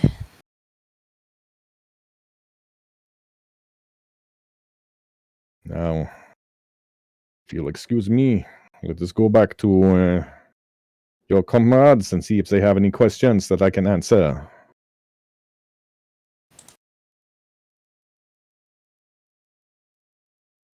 She nods and slips on the braces before going back.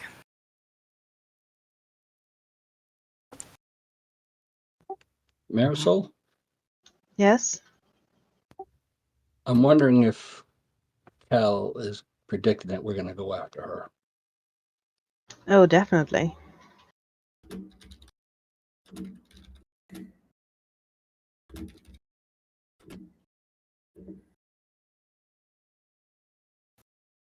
I would suspect that the ghostly archer that killed our scouts is also going to be there. Probably. Hmm. I also need more black powder and bullets because I'm all out. Which raises a question: exactly how close to this action are we?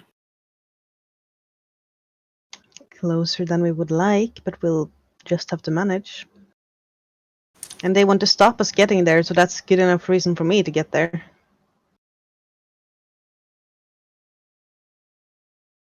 Hmm.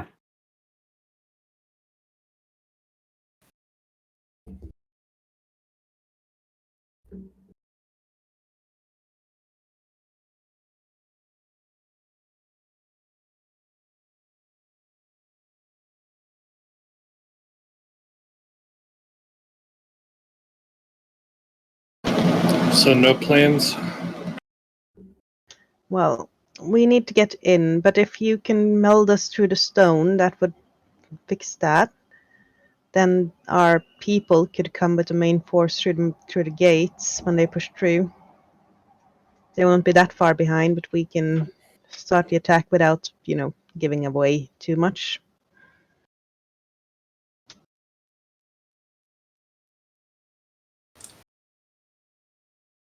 And what if I can't get us through the wall? Then we'll have to get in line with the others, won't we? Go over it. Some of us might be able to climb that, not all of us. Well, I guess I could do a wall of stone ramp to get over that wall. Yeah, that would probably be easier than to get onto the bridge. Thankfully, we have quite a lot of rope, and between Preacher and I'm sure that we can hoist anyone who struggles to climb. And once I'm up, I can help the group, yeah? Well, then we have that as a second option.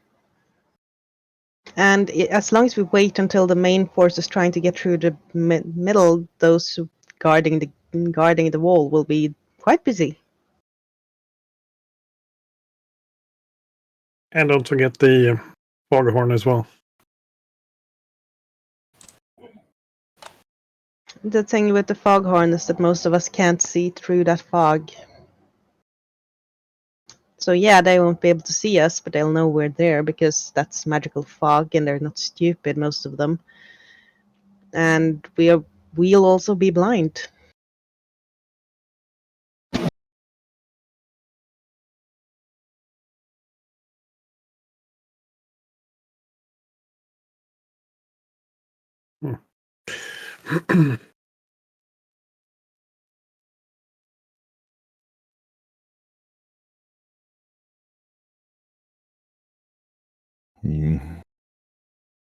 Sir Roland comes up. Sir Roland? Captain Barlow, be aware that this is a large and long avenue you'll be moving through. There are several points, strong points, if you will, that will need to be held. My expectation is that you will need one company of lesser mercenaries at each point to be able to hold it. I've made certain that you've been assigned several companies of different capability. Some of them have field medics, some of them have chefs, some of them have large contingents of archers or crossbowmen, and so on and so on. You'll get a comprehensive list before the attack. But knowing how the enemy operates with trying to swarm until we have defeated all of their commanders, I expect that you can only expect support from the closest, at best, the two closest companies of less elite mercenaries. This is something you'll have to take into account when you attack. Indeed. We have prepared your share of the magical artifacts from this fight. They'll be delivered to you by tomorrow. For now, however, I suggest you retire to the command tent that has been prepared for you. At the request of the Marquis, the Night Stalkers have been moved to a command tent just outside of the walls of this keep.